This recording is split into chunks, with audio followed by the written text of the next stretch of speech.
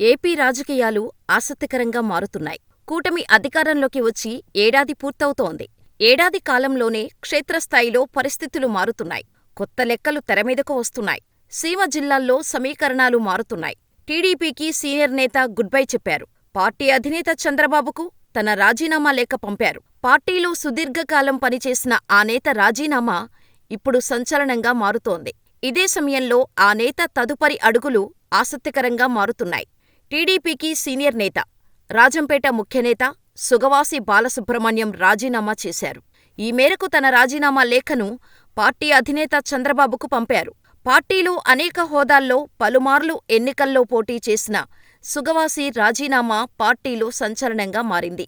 కొంతకాలంగా పార్టీలో చోటు చేసుకుంటున్న పరిణామాలతో మనస్తాపానికి గురైన సుగవాసి రాజీనామాకు నిర్ణయం తీసుకున్నట్టు తెలుస్తోంది.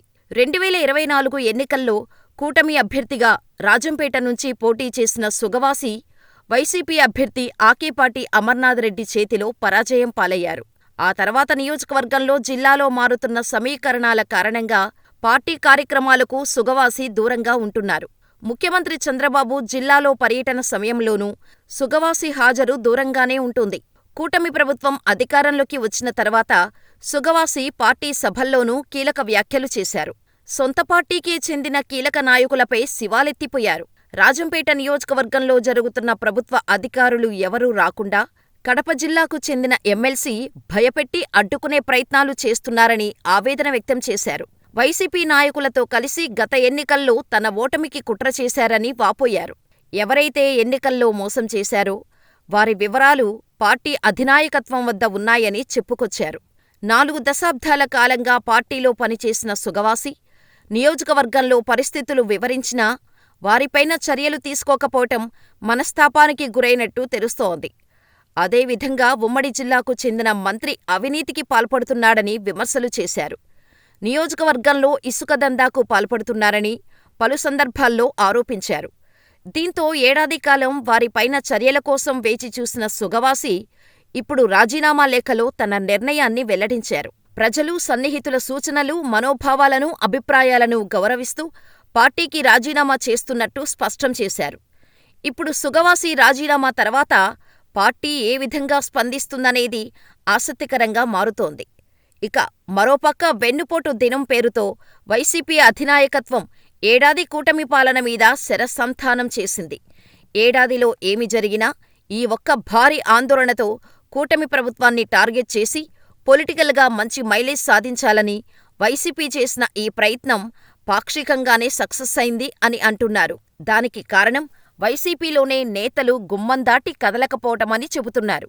అంతేకాదు, చాలామంది నేతలు ఇలా వచ్చి అలా ఫోటోలకు పోజులిచ్చి తప్పుకున్నారని అంటున్నారు. సీనియర్ నేతలు ఎంతోమంది ఇంకా సైలెంట్ మోడ్ నుంచి బయటకు రావటం లేదని కూడా వెన్నుపోటు దినం ఎపిసోడ్ కళ్లకు కట్టినట్టు చూపించింది అని చెబుతున్నారు. మరోవైపు చూస్తే కనుక చాలామంది నేతలు ఈ రోజుకీ బయటకు వచ్చేందుకు ఇష్టపడటం లేదని అంటున్నారు. ఏపీలో కూటమి ప్రభుత్వం మరో 4 ఏళ్లపాటు అధికారంలో ఉంటుంది. పైగా కేసులు భయం కూడా ఉంది.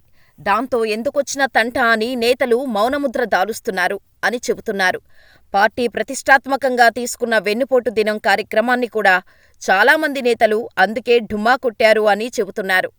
ఇక ఏడాది వైసీపీ వివక్ష పాత్రలో పార్టీలో చురుకైన పాత్ర పోషిస్తూ జనంతో ఉండేవారు, పార్టీ కార్యక్రమాలను తూచా తప్పకుండా ఫాలో అవుతున్న వారి వివరాలు చూస్తే కనుక మొత్తం 175 అసెంబ్లీ నియోజకవర్గాలలో 25 నుంచి 30 లోపుగానే ఉంది అని అంటున్నారు.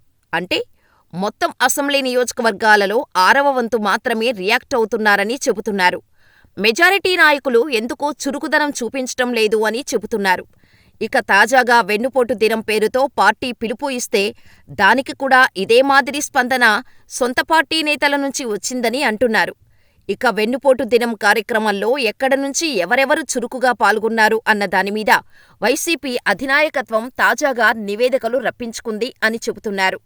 అలా వచ్చిన నివేదికలు చూస్తే కనుక ఏకంగా హైకమాండ్కే షాకిచ్చేలా సీన్ ఉందట.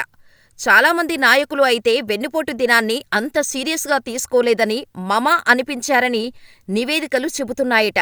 పార్టీ కోసం గట్టిగా పనిచేయకుండా ఉంటే ఎలా అన్నదే ఇప్పుడు అధినాయకత్వానికి పట్టుకున్న చింత అని అంటున్నారు. మరోవైపు చూస్తే కనుక పార్టీలో ఉన్నామంటే ఉన్నామన్నట్టుగా నాయకులు ఉండటం, ఏ కార్యక్రమం ఇచ్చినా తూతూ మంత్రంగా చేయడం పట్ల అధినాయకత్వం అయితే సీరియస్గానే ఉంది అని అంటున్నారు. ప్రజలలో ఏడాది పాలనకే టీడీపీ కూటమి ప్రభుత్వం పట్ల వ్యతిరేకత వచ్చిందని, ఈ అవకాశాన్ని వాడుకొని తమ ప్రాంతాలలో పార్టీని పటిష్టం చేయడం, జనాల సమస్యల మీద పోరాడటం వంటివి చేయకపోతే ఎలా అన్నదే హైకమాండ్కి పట్టుకుంది అని అంటున్నారు. చాలా చోట్ల పార్టీ పదవులు ఇచ్చినా కూడా వాటిని అలంకారప్రాయంగానే భావిస్తున్నారు అని చెబుతున్నారు. 2 విడతలలో 40 మందికి పైగా మంత్రులు పనిచేస్తే అరడజనుకు మించి ఈరోజు పార్టీలో క్రియాశీలంగా ఉన్నవారు కనిపించటం లేదు అని అంటున్నారు. అలాగే నియోజకవర్గాల ఇన్ఛార్జి పదవులు కట్టబెట్టినా కొందరు పార్టీ పట్ల పెద్దగా శ్రద్ధ చూపించకపోవటం కూడా హైకమాండ్ దృష్టికి వచ్చిందని అంటున్నారు. దాంతో వైసీపీకి సరికొత్త మరమ్మతులు చేయటానికి అధినాయకత్వం చూస్తోందా అన్న చర్చ మొదలైంది. అవసరమైతే పార్టీకి పనిచేయని వారిని పక్కనపెట్టి చురుకుగా ఉండేవారికే పదవులు ఇవ్వాలని వైసీపీ అధినాయకత్వం సీరియస్గానే ఆలోచిస్తోంది అని అంటున్నారు. ఎందుకంటే ఇక నుంచి కూటమి మీద పెద్ద ఎత్తున నిరసన కార్యక్రమాలు నిర్వహించాలని చూస్తోంది. దీంతో సమూల ప్రక్షాళన దిశగా అడుగులు వేస్తారా అన్నదే చర్చగా ఉంది.